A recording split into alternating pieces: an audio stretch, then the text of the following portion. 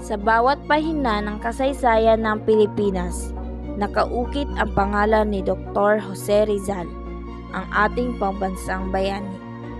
Isang tao, isang panulat at isang layunin ang nagbigay ng inspirasyon para sa kalayaan. Noong Hunyo 19, 1981, isinilang si Jose Protasio Rizal Mercado y Alonso Rialonda sa Calamba, Laguna. Siya ang pampito sa 11 anak ni na Francisco Mercado at Teodora Alonso. O Jose, kayo ang ilaw ng aming buhay. Bilang isang anak, sana maging matatag ka sa hinaharap. Pepe, laging tatandaan, ang karunungan ay ang susi sa pag-angat ng isang tao.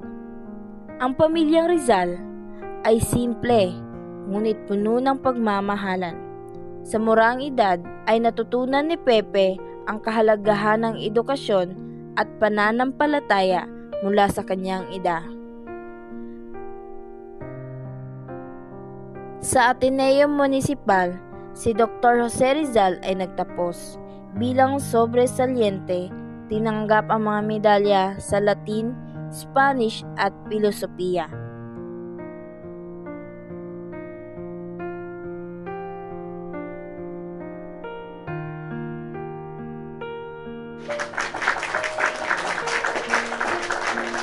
Ngunit sa Universidad ng Santo Tomas, nakaranas siya ng diskriminasyon bilang isang Pilipino. Ngunit hindi ito naging hadlang sa kanyang layunin, ngunit nagdulot ng malalim na kalungkutan.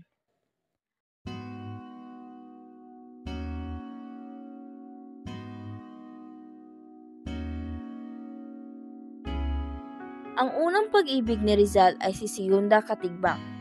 Ngunit dahil sa napagkasunduang kasal, hindi sila nagkatuluyan.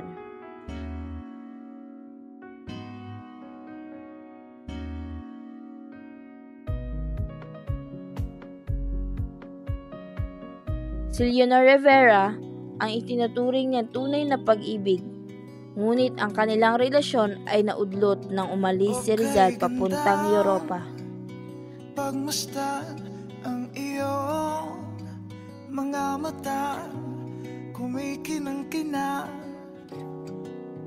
di ko maintindihan ang iyong mga tingin. Sa dapitan naman, nakilala ni Rizal si Josephine Bracken, ang babaeng naging katuwang niya sa huling bahagi ng kanyang buhay. Bagamat hindi sila ikinasal sa simbahan, sila ay nagsumpaan ng pagmamahalan. Josephine, ikaw ang inspirasyon sa natitirang mga araw ng aking buhay.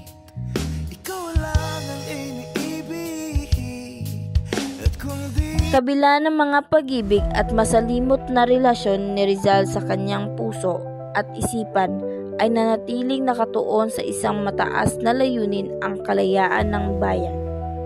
Iniwan ni Rizal ang mga mahal niya sa buhay upang maglakbay sa Europa. Isang paglalakbay na nagbigay ng bagong pananaw, mahalagang pagkakaibigan at mga akdang nagmulat sa diwa ng bawat Pilipino. Sa Madrid, sinimula ni Rizal ang pagsulat ng Noli Me Tangere, ang nobilang naglantad ng katiwalian at pang-aabuso ng mga pari sa Pilipinas. Ang kanyang panulat ay naging bita ng pagmulat ng damdamin ng mga Pilipino.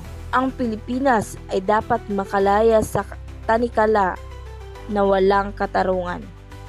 Sa kabila ng kahirapan, natapos ni Rizal ang El Filibusterismo, ang karugtong ng Noli Me Tangere, ay nagbigay diin sa revolusyon at mga masidihing panawagan para sa pagbabago.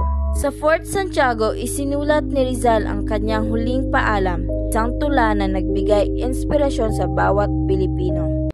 Noong Disyembre 30, isinakripisyo ni Rizal ang kanyang buhay para sa kalayaan ng Pilipino.